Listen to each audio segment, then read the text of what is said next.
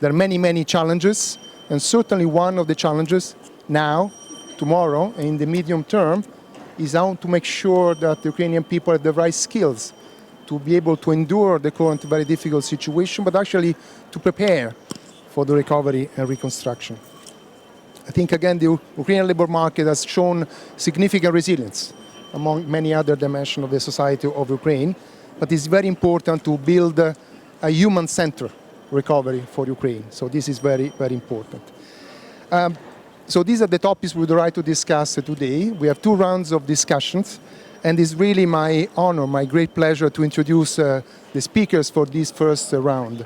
First of all, I'd like to introduce Yulia Sviridenko, the first Vice Prime Minister of Ukraine and the Minister of Economic Development and Trade. We had the opportunity to hear from you, Minister. It's a great pleasure to have you in this panel.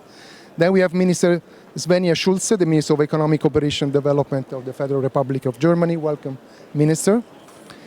We have Anna Bondarenko, the head of the Ukrainian Volunteer Service. Welcome. It's a great pleasure to have you with us. We have Isobel Coleman, the Deputy Administrator for Policy and Programming of the U.S. Agency for International Development. Welcome. And Barbara Rambusek, the EBRD Director for Gender and Economic Inclusion. Welcome to all of you. Please join me in a round of applause for this great panel we have. Unfortunately, before we start, I have a small but important housekeeping message to all our speakers. We have so many issues to discuss, so many great speakers, 2 rounds, and only 1 hour. So I really count on all of you to keep your intervention within the 3 minutes. One of our colleagues has actually a green, a yellow, and a red card. Red card means that the time is over. I really hope not to be able to see that, not to show it to you, because the issue we are dealing with are very, very important. So, Minister Sviridenko, I really would like to start with you. Your government is facing, of course, immense demographic workforce challenges. How can these challenges be addressed, and which kind of skill set and in which sector there is high demand for, and there will be in the coming months, in the coming year, especially in the recovery phase? I know that you have a video to show, but the floor is yours, Minister. Yes, thank you. Thank you for hosting us here. Thank you for this panel. And yes, I would offer, first of all, to watch a small video, and then we would return to your questions.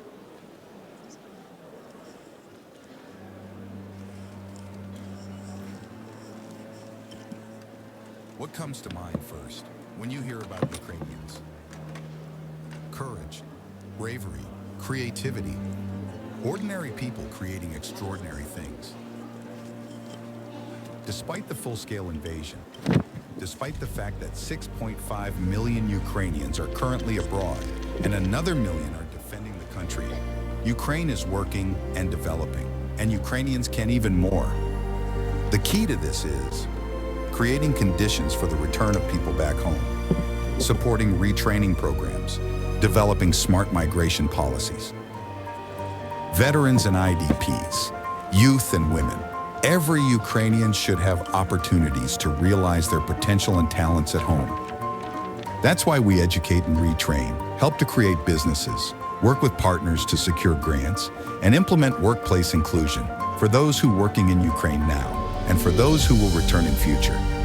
Together, we can not just rebuild the country, we can reinvent Ukraine. So join this remarkable journey, because strong and vibrant Ukraine is a steadfast partner for Europe.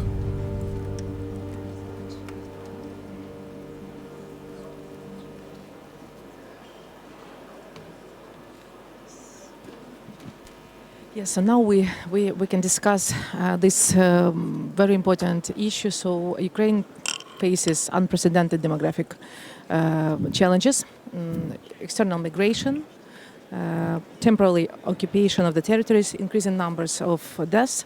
So everything lead to population decline. So according to the estimation of the Institute of Demography, the population within the government-controlled territory is 31.5 million Ukrainians. Before full-scale war, 42 million. Also, you probably know and you're aware of this number, so 6.5 million Ukrainians are currently living abroad. So migration, mobilization process that are in place and other difficulties, all these factors lead to structural unemployment. This means that there are people in the labor market and employers, and the skills of people are not satisfied by the demand driven by the business. So it calls structural employment, and unemployment rate actually now is rather high.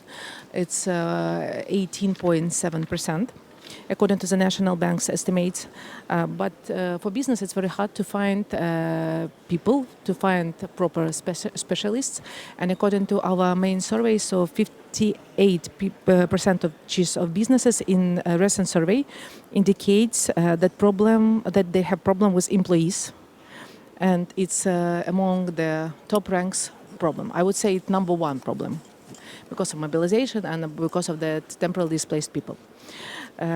So business, there is a big request from business to provide training and retraining program for the government side to fulfill this shortage of the specialists.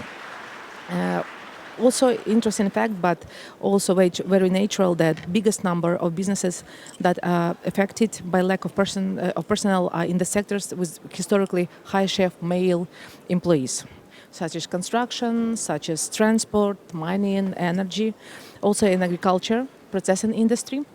But also we see that there is a demand for new professions because of the war situation, such as psychologists, rehabilitation specialists, and medical workers, professionals in the construction sector, energy sector workers, defense industry.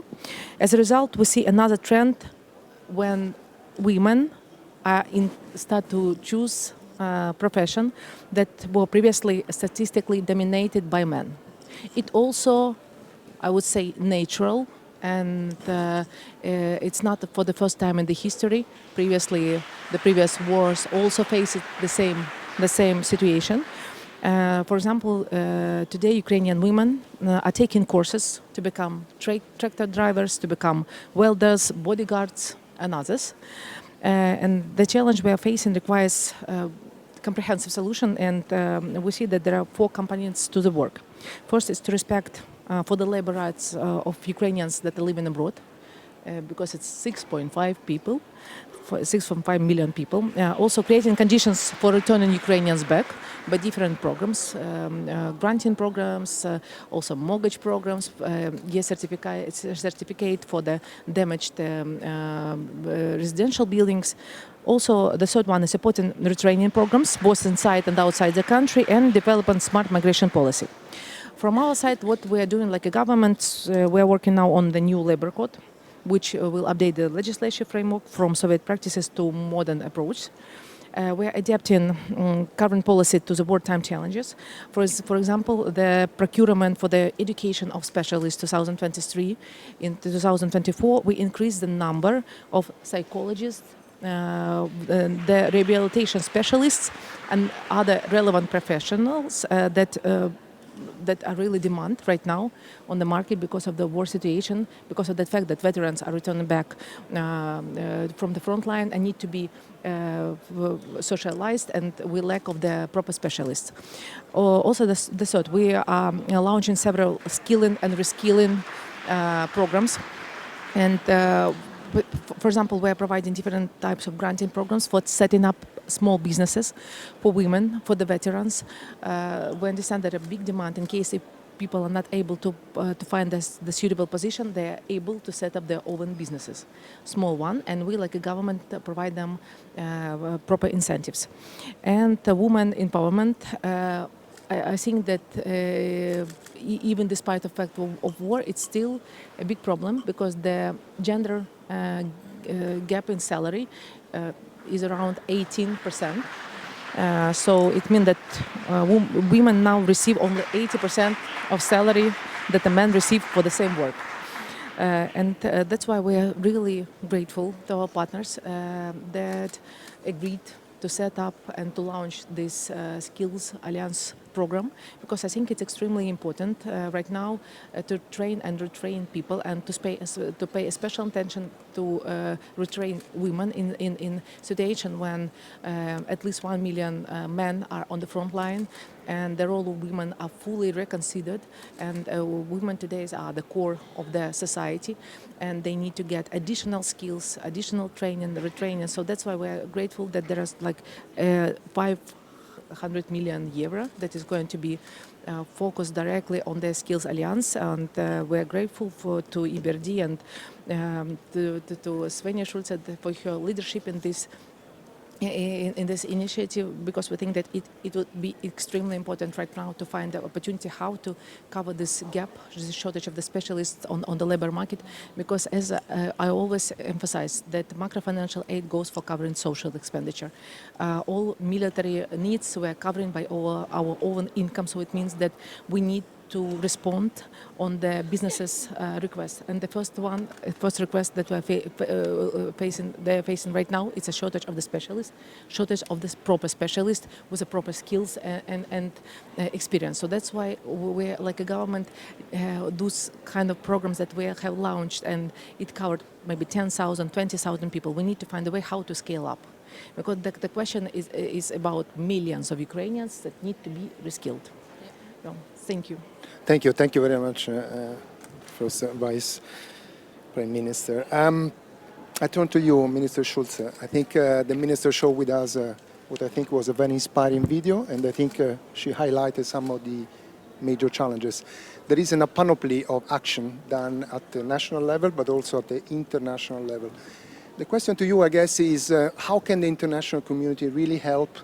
I think the Minister was mentioning the Skill Alliance. What are the key actions that the international community can put in place in order to help Ukraine to respond to the major challenges when it comes to skills? Yeah, thanks a lot. Julia just described how hard the challenge is that Ukraine is facing when it goes to the skilled workforce, and which shortages are seen now in the Ukraine. So what is needed is to mobilize the international community to join our forces, and that is what we do with the Skills Alliance. We aim to mobilize the international community to provide more financial, more technical support for skilled workforce and for reconstruction. And we launched this Skills Alliance today. And today we have more than 45 members. We still look for other members. Please join us. 45 is not enough. We're making commitments today from 730 million euros for this initiative, and that is still not enough because the challenge is so big. The Skills Alliance brings together traditional upskilling, vocational training projects, as you all know that, and combine that with innovative approaches, regional initiatives, and supporting particular groups. And I think the new idea of this Skills Alliance is it's not just about any kind of work or training. It is important to me and that Ukrainians have access to decent jobs with fair pay that meet international labor standards and also promote gender equality. In the morning, we heard the president, and Zelensky said that it is important to have decent jobs so that the Ukrainians that stay abroad come back and know that they have the right conditions. And therefore it is crucial that we have trade unions come in. They take care that the conditions for decent work are secured, and that is why we have also invited trade unions to this year's Ukraine Recovery Conference. Only the long-term and decent employment prospects for Ukrainians, especially for the women, will give Ukraine a sufficient skills stuff so that it can become a powerhouse, like Julia said before, a powerhouse in Europe.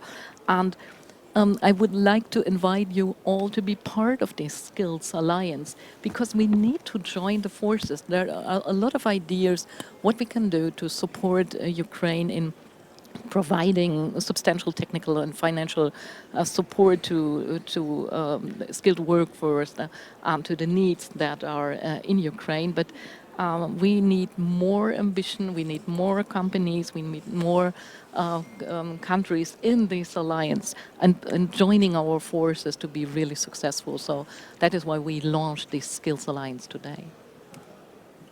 Thank you very much, Minister. First of all, also for your leading role in promoting the Skill Alliance. And I think I can only underline what you said. Please join the Skill Alliance. I think as a very important program, and I think there is absolute need. Thank you also for mentioning the need to create jobs, but also quality jobs. And this is a way for the Ukrainian in Ukraine, but also for those who have left the country but would like to come back. I'd like to turn to you, Anna Bondarenko. Of course, the consequences of this war are just unprecedented for all the socioeconomic groups. But there is one group, and I would like you to focus on that, and these are the young people. Young people are the Ukraine of tomorrow, and we need them to be able to basically play a role, to finish their study, to acquire the skill and competence, and to help also the reconstruction. So what do you think are the major challenge for young people, and what kind of skill they might need in order to be really leading this process of rebuilding Ukraine? Yeah, thank you so much. And at the outset, I would like to thank both the governments of Germany and Ukraine for bringing up the topic of youth at this year URC for the first time.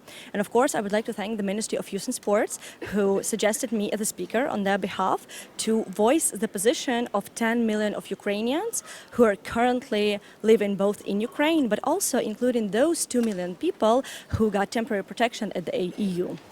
So first of all, the war's impact on every aspect of society can hardly be overrated. We all know that unprecedented displacement, lack of access to healthcare, to education, lack of safety and loss of life have a huge impact on the whole of society. And of course, they do have an impact on youth as well. All of those challenges, they put at risk not just a well-being of young Ukrainians, but actually their perspectives and their futures. And that is something that I would like to highlight today. On the other hand, the formation under a decade-long war has had a big impact on Ukrainian youth. It forced Ukrainian young people, as myself, to mature way faster than their peers from all over the world, from Europe as well. Usually, skills and knowledge that are acquired at the later stages of life, people in Ukraine were forced to acquire them in their early 20s or mid-20s. Many Ukrainian young people have found themselves in a need to take responsibility not just for their own lives, but also for lives of their loved ones and for the broader community. And becoming a volunteer, serving as a part of the local government, joining the armed forces of Ukraine, or just simply working tirelessly on their jobs every day, all those paths, even though they're very different for every single person, they show that Ukrainian youth has become more mature and more strong.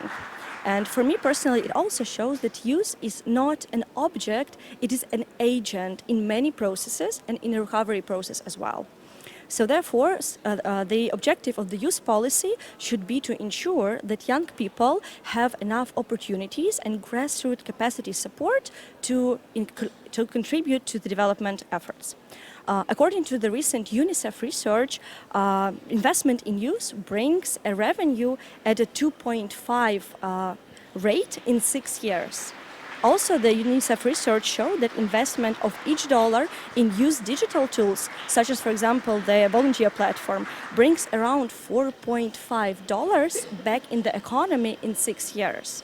So supporting the young people is not important just on the human dimension, it's also important as an economic investment. On the other hand, we definitely need to review the current investment system in our education, the current efforts to support capacity building, grassroots education, but also to support those initiatives that help Ukrainian youth to transform quickly the knowledge they get on education and being able to put it into individual and collective action for good. Local organizations, youth advisory boards, youth councils, youth-led initiatives can become multipliers of recovery efforts so that youth can be a part of the accountability process, of visibility process of any recovery efforts taken on the ground. It also helps to make social cohesion more capable in the level of Hromada, the region, and all over Ukraine. Cross-sectoral and inclusive youth engagement and solidarity are key to the long-lasting efforts of a recovery process. So youth engagement can also be amplified and supported by career guidance programs, by leadership programs, by digital engagement tools, youth exchanges, and also vocational training that helps to link the knowledge to practical background.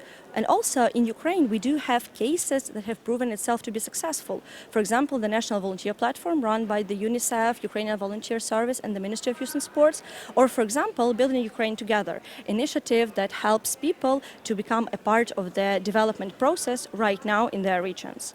So, to my mind, empowering young people as agents of recovery requires multiple stakeholders, including the government of Ukraine, international and national organizations, local authorities, but mainly young people themselves who are every day on the ground tirelessly working to support and to contribute to the recovery process.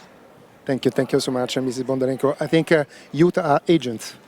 Youth have played already a major role during these very difficult phases of your country, but also thank you for reminding the fact that investing in youth has a huge return, not only socially, but also economically. I'd like to turn to you, Mrs. Coleman. Of course, the international community has rallied to support Ukraine in many, many different ways.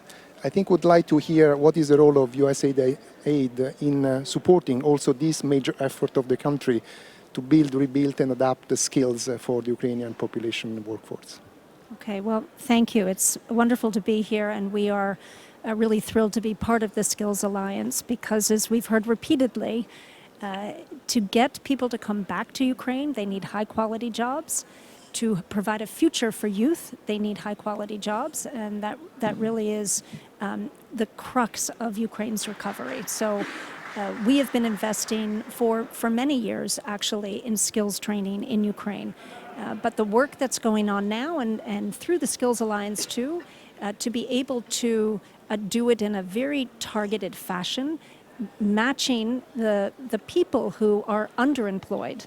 And youth have been underemployed, veterans have been underemployed, returning veterans, IDPs underemployed, women underemployed. As Yulia mentioned earlier, a lot of women are now trying to fill jobs that have traditionally been held by men. But there is a transition that needs to happen. There's a retraining and upskilling. So we have been working in Ukraine in a variety of targeted sectors to help fill those gaps, to train people so that they can really take the economy to the next level. I think that USAID brings three things to the table that helps us do this work. One is that we have worked for decades with small and medium enterprises in Ukraine. And so we know that sector very well, and we work with these small companies. We hear from them what their needs are, so it allows us to be very focused and tailored in our approach on the skills training. Two, we've worked in the tech sector. Now, young people really do want to work in the tech sector. When I was in Ukraine last month, what is going on in the tech sector in Ukraine is really truly remarkable. In the midst of a war, it's a sector that has continued to grow by double digits. And there's just so much opportunity in the tech sector. And so we have been working with the tech sector. I mean, we helped launch the DIA application and have worked with the various ministries in Ukraine who are very much involved in the different tech sectors. But being able to bring some of our tech expertise, private sector tech expertise from the United States to partner with companies and create training centers, cybersecurity. This is a huge area. Ukraine is on the front lines of cyber attacks by the Russian Federation, and every company from hospitals to utility companies are going to need people who are expert in cybersecurity. So training those elements too, and then actually working with the private sector to understand what the needs are. To train people is one thing, but you have to be able to match them with the job so that the training is very, very relevant. So these are the three things, working with SMEs, focus on tech, and also very, very private sector focus so that it's really almost like a just-in-time training. So we know where the needs are and are able to meet those needs. In just the last couple of years, we've trained 68,000 people, and almost half of those have been women, veterans, IDPs, disabled people in Ukraine. So we've really made an effort across the board to be looking at those underserved populations and matching them to the employment needs that exist. I mean, you had mentioned construction as an example. There's a new study that says that construction companies today can only fill 40% of the jobs that they need. And this is in a depressed market for construction. Just imagine what it will be like when construction picks up with reconstruction in the country. So making sure that it has the trained and skilled workforce that it needs is absolutely critical to getting people back and to economic recovery. Thank you. Thank you. Thank you so much. Thank you for telling us about how the experience, long-standing experience of USAID has been crucial. And I think for point the fact that there is a need to actually improve the matching of people, workers with jobs, many of whom, many workers have to adapt to new jobs. But also, thank you also for mentioning the crucial investment also in the technology sector, in the digital sector, in which indeed we heard also from the previous panel, Ukraine is actually doing very well. I move to you, Mrs. Rambusek. There are many challenges here.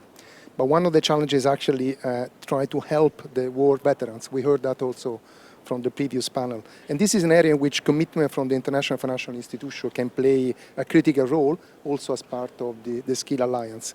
So can you tell us what could be the role of the international financial institution to support Ukraine with skills, but with a particular focus on the war veterans? Thank you very much, and I'm delighted to be here and to contribute to this very important discussion and panel.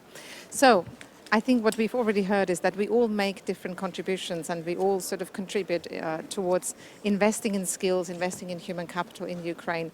At EBRD, we are a primarily private sector investor, and in a way we start with the jobs, we start with our clients, we start with where the vacancies are. And as we have heard, Ukraine is in this paradox situation where actually there's high unemployment in the country, but there are also large numbers of vacancies beyond the construction sector across all parts of the economy.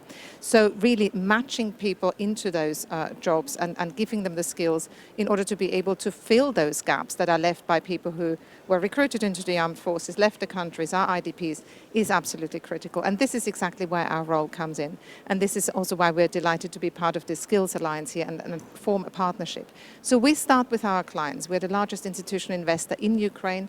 We've invested over 4.2 billion euros in the last 2 years into the real economy, into companies that provide jobs that need people. And we work with these clients to build their capacity to know how to invest in skills, how to reach those people in the labor market that are looking for jobs, and how to build partnerships also with training providers, with universities, with vocational training providers, in order to give people the right skills that they need. A focus on veterans in this context is, of course, particularly important, because we know that there are about 1 million veterans waiting to come back. And with our clients, we've already integrated about 10,000 veterans into a broad range of different types of jobs. So this focus on veterans is a commitment that we are making and that our clients are also making. Maybe another point very quickly is clients or companies are hungry for people because they cannot fill their jobs. And so what we actually see, the message we see, there is also an opportunity. Companies want to be the best employers that they can possibly be. They want to reach the young people, they want to reach the women, they want to reach the veterans. So we are advising companies, we are working with companies, and we do that also in partnership with the Ministry for the Economy, with an upcoming human capital charter for companies that they can then sign up to, where they receive toolkits and advice and guidance in terms of how to integrate veterans, how to integrate young people, how to invest in skills, how to create work environments for people with disabilities that work for them. So it's all these multiple, very complex challenges that companies face. If we can jointly support them, we can really open up the economy, we can really open up opportunities for people. And as EBRD, we see that as one of our key roles, to play that catalytic role in partnership with others. Thank you. Thank you very much, Mrs. Rambusek. I think for the role of the EBRD, but also with a specific focus of your contribution, the Skill Alliance, that was extremely interesting. We are moving to closing the first round of this session, but before that, I'd like to give the floor to two short interventions from the floor. The first one is Samu Seitolo, who is the Director for International Affairs of the Finnish National Agency for Education. 1 minute, sir, please. Thank you, and it's really a pleasure to be here. I want to outline first that Ukraine is a priority for us, so we want to contribute to the development of Ukraine in the future as well, as long as it's needed. When I'm listening to the discussion here, what I'm a little bit missing is the role of the education system, the training system. We need to build a new training system, flexible training system, quality education, quality training system. This flexible training system needs to take into account the needs of the employers and the individuals that are looking for reskilling, upskilling. So how do we do the flexible training system? It is by setting up modules, models-based system, and then maybe we can even speak about micro-credentials. How do we take into account all the different people that are needing these possibilities, whether they are displaced inside Ukraine or fled the country? The digital solutions are there essential, and when we thinking about a system that needs to be based on digital possibilities for learning, and this is underlining the idea of models and micro-credentials. And when Skills Alliance was asking for new members, so Finnish National Agency for Education will join Skills Alliance. Thank you very much, Mr. Seitsalo. I think the first Vice President Minister has to leave us. Thank you so much. Please join me in a round of applause.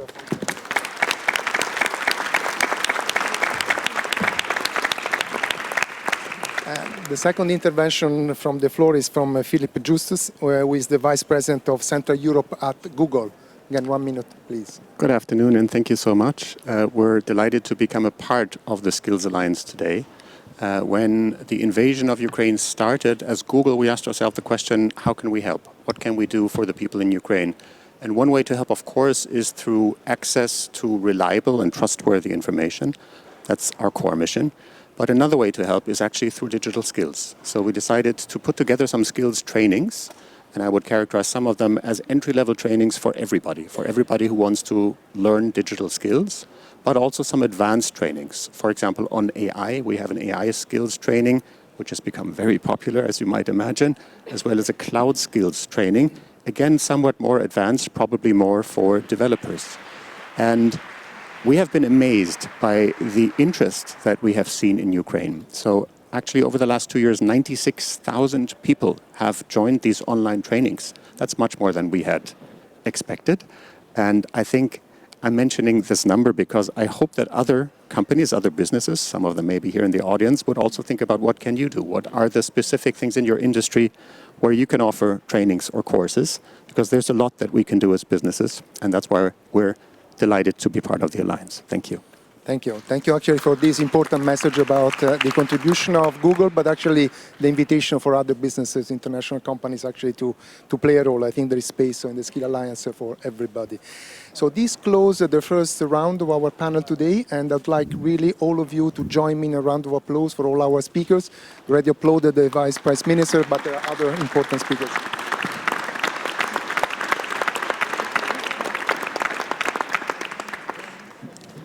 So Minister Scholz, you will stay with me, and thank you so much. And then I invite the second round of speakers to join me here, please. I will introduce them. I have Mr. Gert van Koopman, the Director General of the European Union's Neighbourhood Enlargement Negotiation, the engineer of the European Commission. Welcome. I have Mr. Alexandre Shubin, the Vice President of the Federation of Trade Unions of Ukraine. Welcome. I have Beate Andres, the Regional Director for International Labour Organization Office of Europe and Central Asia. Welcome, it's a great pleasure. And Tatiana Berezna, the Deputy Minister of Economy of Ukraine. Welcome, Deputy Minister, with us. And of course, we have the Minister of Economic Cooperation and Development of the Federal Republic of Germany, Madam Schulz. So maybe I'll start with you, Mr. Kopman. Equipping Ukraine with the right skills for recovery, I think we have been discussing that, requires including investing on upskilling and reskilling, vocational training. And this is actually essential for actually preparing the labor market we need now and in particular for the recovery. What is the role of the European Union to help Ukraine improving vocational training for the labor market condition of today, the labor market condition of tomorrow? Well, thank you very much for that. Is it on? Thank you very much for that question. Delighted to be here on this panel. This is a critical subject. I think the labor force, both in quantitative terms and in qualitative terms, is absolutely fundamental for the future of the country and for the success of the recovery. So we're very focused on that.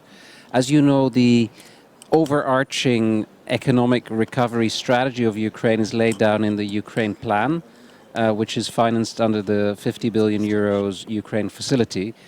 And the plan sets out a series of reforms covering both micro, macro and labor market to ensure the success of the recovery. And the financing under the plan, so the 50 billion euros, is conditional on those reforms being implemented. As I said, the labor market plays an important role in this regard, and the funding, therefore, is absolutely critical in this plan to ensure that the labor market moves forward. Vocational training is an important piece of it. We welcome very much the Skill Alliance. We're also contributing to it. There's a huge partnership out there. But clearly more is needed going forward. One critical issue will be to ensure that Ukrainians residing in the EU can return as soon as the conditions allow it, and we're investing heavily under the plan together with our Ukrainian partners to allow this. I think given the training that many of them are receiving in EU member states, and the labor market experience they have, because this group is actually very well integrated in the EU labor market, we will be transfusing this knowledge throughout Ukraine's economy as they return. That will be an important contribution that we can make. The plan and the EU member states support, together worth 100 billion euros since the start of the war, are extremely instrumental in this regard. Thank you. Thank you, Mr. Kopman. Thank you for mentioning the EU-Ukraine plan, but also from the fact that we need to invest on the Ukrainians who are residing in other European countries now, so that when they come back, actually they can bring also the skill they might have acquired. That's a very important point. I'd like to turn to you, Mr. Shubin, because there are many challenges, of course, your country is facing, but also there is a risk that as we go into rebuild, address the many needs that your country is needed, we have to focus also not only on the quantity of job, bringing people into job, but also making sure that these are good jobs, decent jobs with respect of labor rights. So how do you see the challenges we are facing also from that particular respect? Thank you so much for having me here. As I was instructed to be precise and brief, I will use my notes, which I usually don't do. You know, in the end of the 19th century in Denmark, in times of extremely hard social and economic crisis, an agreement was signed. An agreement between workers and employers, and it was called September Compromise. And this agreement created the basis for so-called Danish model, which later was called flexicurity model. And it is totally based on social dialogue and collective agreements. And later in the 20th century, many issues, many problematic severe crises were solved here in the European Union using the tools of social dialogue. Because the social dialogue is based on unity, solidarity, mutual respect and goodwill. These very components help people to solve the most severe crises and problems. And today we heard a lot about the problems at Ukrainian labor market. The ILO specialists estimate that in order to rebuild Ukraine, we need more 8.6 million of working places with skilled workers. And this is actually our goal. And it means that we have to unite all the Ukrainians. We have to unite the Ukrainians who return from the army, talented youth, all the people who can work, women who can and want to work, people with disabilities and other special needs, and of course people under temporary protection here in the European Union. And for this we need both the European level of guarantees and rights and the European quality of working places. Plus, we have to find the answers to the needs of these categories of future workers, meaning wages, houses, security, accessibility, childcare, social protection, respect, and of course education and skills. And can the government solve these problems by alone? No, we believe not. Because here we need the unity of the whole nation, the political forces, the NGOs, business, worker representatives, employers. We need social dialogue. And we need not only national social dialogue, we need...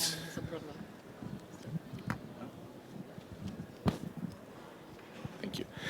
We need not only national social dialogue, we need trans-border, we need regional social dialogue.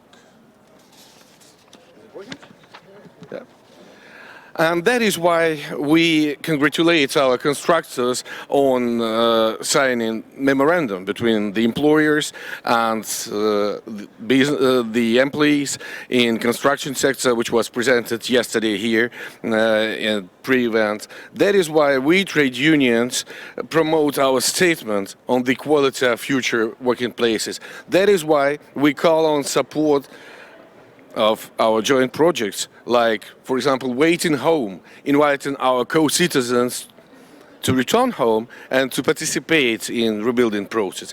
That is why we think that we need social dialogue, including special social summit on future human-oriented recovery. In 1577, Nicholas Breton wrote, "They must take pain that look for gain."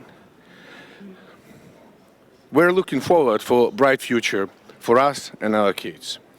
And for recent years, we have taken so much pain, we in Ukraine. But to transform our pain into our gain, we need unity, we need social dialogue, and we believe in our bright future. So please stand with Ukraine, stand with us, and together we will win. Slava Ukraini!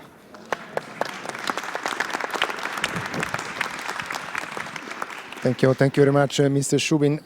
I think social dialogue is important in each and every country. I think it's perhaps even more important in your country, given the significant, major, unprecedented challenges that it's facing. So thank you for your testimony, and thank you for all the work you're doing to actually turn the social dialogue into something concrete and actually effective. And I think there cannot be better transition to Mrs. Andres from the ILO. There are many, many different challenges. One of these, I think, has been discussed in this panel and also in the previous panel, is actually helping women. Women who have left the countries and maybe have unprecedented challenges to face, to work, to sustain their family, their children, but also those who actually are still in Ukraine. So what can be the concrete measures and sort of support that can be given to women and displaced women and those actually living in Ukraine to help them contributing also to the recovery phase to build and upgrade their skills? Well, good afternoon, first of all, and thank you for that question. Mr. Shubin already threw in a number, 8.6 million workers needed in the Ukrainian labor market based on the government's ambitious target of 7% annual growth of the GDP. And by the way, this is a number we jointly produced. And I want to add another one, which we hope will change and is already changing very quickly. And this is an estimate of the female labor force participation before the war, 2021, which stood at 47%, far below the European average, which is about 70%. So that number, that percentage, as we heard already earlier, is already changing. But the big question is really how can we unlock the potential of the female labor force in Ukraine? And this really is an opportunity not just for the women themselves, first and foremost, but also for employers, for trade unions to increase also membership among women, and of course for the Ukraine as a country as a whole. So let me just very briefly mention 3 areas where we believe investing in those areas would really make a difference. The first is and we heard this earlier from some of the speakers also from the floor, investing in the TVET system and in particular in the digitalization of the TVET system to make it more accessible. Women who've been displaced internally abroad to be able to upgrade their skills to match needs of the Ukrainian labor markets if they want to return or reintegrate into their communities. We have actually worked together with the Ukrainian government on some of those tools, online platforms as well, and the uptake is very, very positive. And it will not only increase the participation of women in the labor market through these skilling initiatives, but also, as we heard, disabled people, young people. So it's really, the intention here also is to upgrade curricula to make them more diverse and to attract other groups of people into the labor market, including in jobs which were historically male-dominated. The second area it goes beyond skills, but also needs a skilled workforce, and that's investing in childcare, in particular in early childcare. So we need care providers. By the way, right now as we speak, ILO constituents in Geneva negotiate standards on the care economy. So how to invest in the care economy? We have worked, again, together with the government and local employment partnerships, local communities, employment services, to extend childcare solutions, working with employers' organizations. So here again, also the social partners play a key role, providing incentives to employers to provide childcare also on their premises. And of course, to change laws to make the childcare responsibility more equal between men and women. And third and finally, what I want to mention here today is, and coming back to Minister Schulze earlier, very important words on the quality of job. I think, and what Mr. Shubin just said now, if Ukraine wants to attract women, especially those who are abroad, but also internally, it's important to promote the principle of equal pay for work of equal value, core principle of the ILO.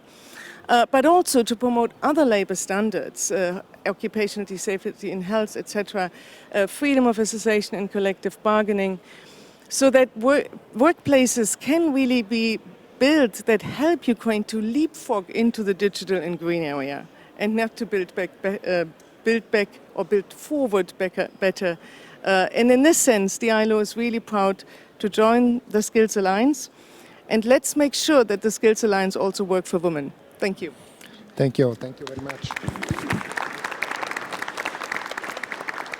Thank you for mentioning in particular the huge potential of actually promoting better access of women to the labor market in Ukraine. Actually, one interesting result I think was mentioned by Mr. Koopman. For those women who had to leave the country or actually living in other European countries, their integration into the labor market has been relatively high and quick. So there is a huge potential. They're willing to work, they're able to work. And thank you also to mention the fact that we don't have to look at the policy from a silo point of view. So skill policy on the one hand, but also participation of women also depend on childcare. So thank you for mentioning this important whole-of-government approach. I really would like to go back to the government and to the Deputy Minister of Economy, Mrs. Berezna. You're facing enormous challenges. What is the role of education and skills in the basically policy of the government altogether? What is its role and what you need also from the international community? Dear ladies and gentlemen, actually it's not our first panel today. We had a lot of talks on investments, on energy, on future of Ukraine, on security, and actually everywhere, on every panel, human capital was a cross-cutting issue. It means that it is a big challenge for us all and also a big potential. So why should international community actually care about Ukrainian labor market and Ukrainian human capital. Our President Volodymyr Zelensky always says that to ensure our victory, Ukrainians of the working age have either to work or to fight. And we have no other choice. As you know, as it was already been said, over 1 million of Ukrainian men and women defend our country on the eastern border of Ukraine. Actually, not only our country, but all the democratic and civilized countries of the world. But at the same time, people who are economically active, who pay taxes, who create working places, actually make the heart of Ukrainian economy beat. And it was already said that it's actually armies who win the battles, but it's economies who win the wars. And all the profit taxes that our enterprises, prices are paying, all the income taxes our workers are paying, they are actually the fundamental to win this war, to defend our country, because our armed forces, defense systems are actually financed by that. And we need that source, that beating of Ukraine, heartbeating of Ukrainian economy, because we all know that the bloodthirsty appetite of Putin is not only Ukraine, it goes far beyond. So we need all together unite to ensure the strong development of Ukrainian human capital. And we need to see this clear link between the strengths of Ukrainian workers, of Ukrainian labor market, and the security actually of the whole Europe. So it's a big priority for Ukrainian government to have on board a lot of international partners like our Skills Alliance, like our trade unions, like our workers, employers, as a social dialogue to ensure this strength of Ukrainian labor market and Ukrainian human capital. Where we see are the most biggest potential to unlock these talents, to help Ukrainian people actually to deploy their skills, their knowledge, and their talents. A lot of potential is actually in reskilling. In Ukraine, we promote this philosophy of lifelong learning. We understand that the skills that Ukrainian people have now, in a lot of moments, do not longer meet the requirements of the new economy. We see that Ukrainian VETs establishments actually need new equipment and need modernization. This is where we also call our partners to help us. Women. Actually, we understand that a huge potential and the future of Ukrainian economy actually lies on the shoulders of women. As soon as they have now a lot of roles, they defend our country at the front line. They are mothers, they are workers, they are entrepreneurs, they are volunteers. And to help also them to unlock this potential, I absolutely agree, need a strong network of childcare institutions so that the women in Ukraine, also men in Ukraine, can easily have a balance between personal obligations and work obligations.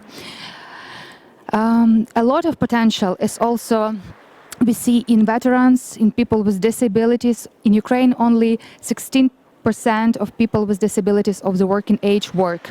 It means that the government of Ukraine also pays a lot of attention to creating good conditions for their employment. We reimburse expenses spent by the employers to equip working places for Ukrainian people with disabilities in Ukraine. And as you know, due to this severe war, the number of people with disabilities is getting more and more day by day. So our working places have to be inclusive, and we also see a big potential to grow. SMEs. Resilient, massive, strong SMEs, easy to relocate. They are also the employers that we have to keep in mind. In Kharkiv region, since the beginning of 2024, 6,000 of new SMEs were created. So as you see, this resilient, small economic powers are still working, and we also call on our investors to help us to boost SME sector in Ukraine. So we want to once again thank for the launch of Skills Alliance in Ukraine. Today we also announced Create Ukraine program with the EU and Lithuanian government, which will involve Ukrainians who are now abroad to work in the state institutions. And actually, just a final word to say that the recovery of Ukrainian labor market is not the result of our victory. It's a path to our victory. So here, united efforts of all of our partners need and will help us to make this way and to make this path stronger and more effective. Thank you.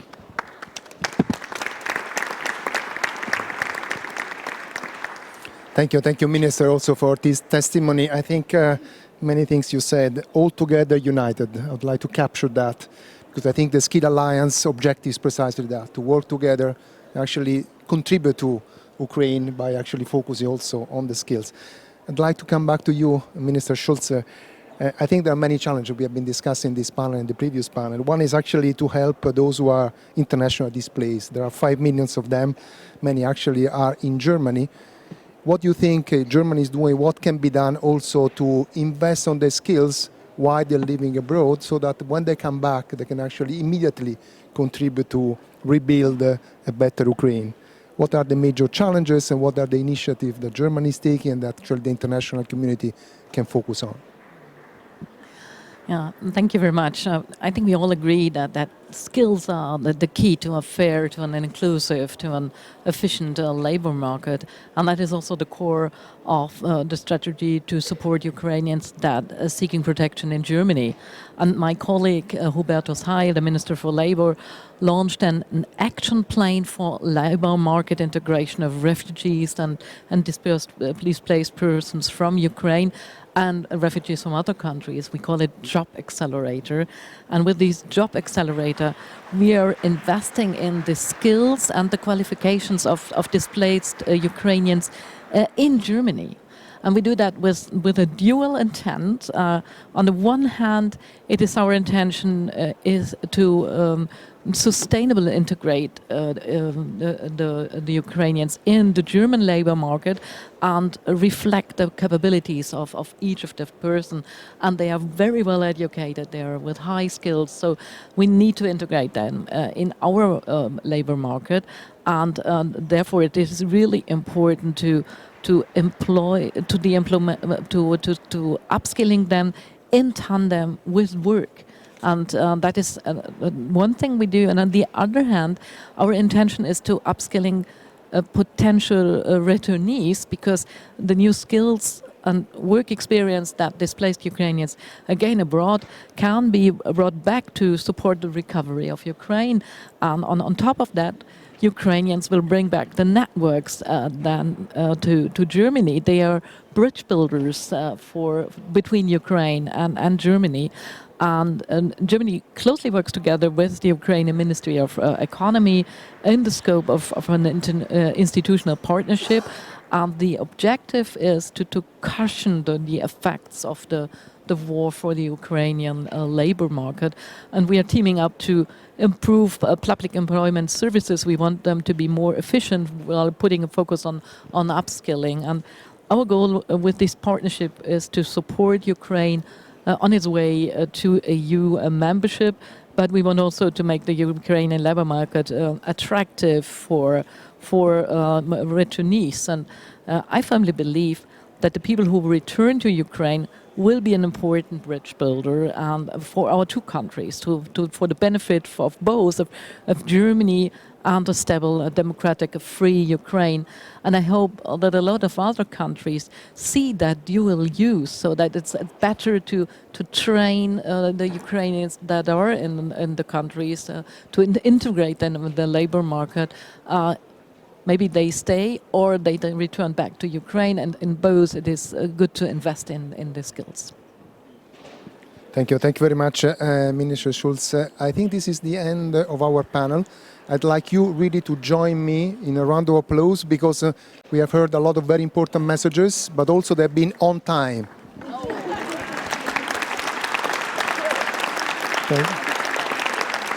Thank you very much from all the speakers from the first round and for this second round. Now, the role of the moderator is to try to sum up. It's simply impossible. We heard so many important messages, but I just want to leave you with three ideas. One is that I think we all agree in the first and the second round, the skills, investing in education and skill is just essential. It's essential to actually the resilience of Ukraine today and actually to rebuild a better Ukraine also, hopefully, in a very near future.